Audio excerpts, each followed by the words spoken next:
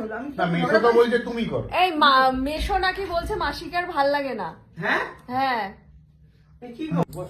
Finally চলে এসেছে বড় ছেলে, এদিকে বসে আছে ছোট ছেলে, এদিকে বসে আছে মা, সবাই মোটামুটি চলে যাবে, কেকও কাটা হয়ে গেছে।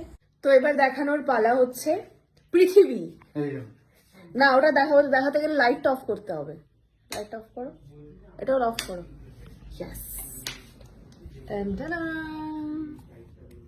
এইটা হচ্ছে যেহেতু ভাইয়ের ব্লগে বলে দিয়েছে যে মাসি মেশোর বিয়ে, তারপরে কাল রাত্রি সব হবে। তারপরে মেশো কালকে ইয়েতে যাচ্ছিল, নানান অভিযোগ, মাসি আর ভালো লাগে না, চিৎকার করে চিল্লায়, আমার আর নয় হ্যান তা, বা এত বছর হয়ে গেল, তো বিস্তর অভিযোগ বিবাহবার্ষিকীর দিন। ওই যে মাসি চিৎকার করছে, আমি করি হ্যান তা মুক্ত হাওয়া গরম চেপে যাচ্ছে। ওই জন্য তো এটা নাইট ল্যাম্প হিসেবে দেওয়া, যাতে জেগে ঝগড়াটা করতে পারে 45 বছর পর গিয়ে। তোমাদের কি অভিজ্ঞতা?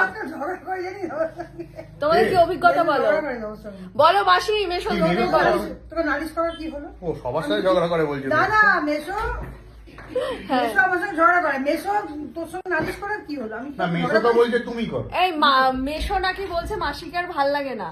হ্যাঁ হ্যাঁ কি গো, আজকে তোমার বিয়ে সবে, কাল রাত্রি, তারপরের দিন কি আপনারা বলুন। আর ওই নাইট ল্যাম্পটা দিয়েছি যাতে লাইট জেলে ঝগড়াটা করতে পারে। বলো মাসি মেশো তোমাদের অভিজ্ঞতাটা বলো 45 বছরের। আর 45 বছর, হ্যাঁ মানে এটা অবাক করাই কাণ্ড। এখন তো একটাই কথা, হ্যাঁ তোমার সঙ্গে দেখা না হলে বাবা ভালোবাসার দেশটা আমার দেখা হতো। বাহ এটাই এখন দুলছে বেশ রোজ। হাত বাড়িয়ে দিলে এমন একটি পথ চলা শেখা হতো না, বাহ তোমার সঙ্গে দেখা না হলে। বাবা বাবা কিছু বলবে? হ্যাঁ ভাষা হারিয়ে ফেলছি।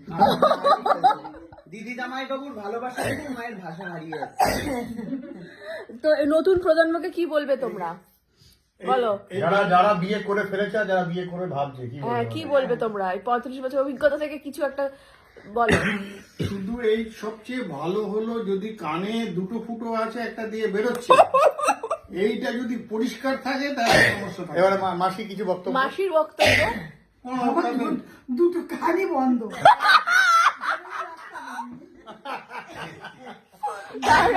তাহলে আলটিমেট যেটা বোঝা গেল মানে সুখে ফুলি পড়ে থাকতে হবে, কানে ঠুলি পরে থাকতে হবে।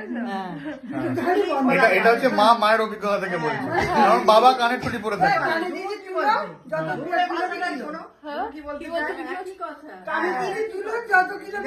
এখানে নতুন বউ উপস্থিত, নতুন বউ অভিজ্ঞতা কি, আমাদের ঢোকার সময় কানের মধ্যে কি যেন ওই মধু দিয়ে দিয়েছি, যাতে শুনতে না পায়, কানটা খারাপ হয়ে যায়। মধু দিয়েছে মানে হচ্ছে খারাপ কথা বললেও ভালো কথা শুনবে। ও গড, তার মানে মানে মদ্দা কথাটা কি দাঁড়ালো, কি করতে হবে?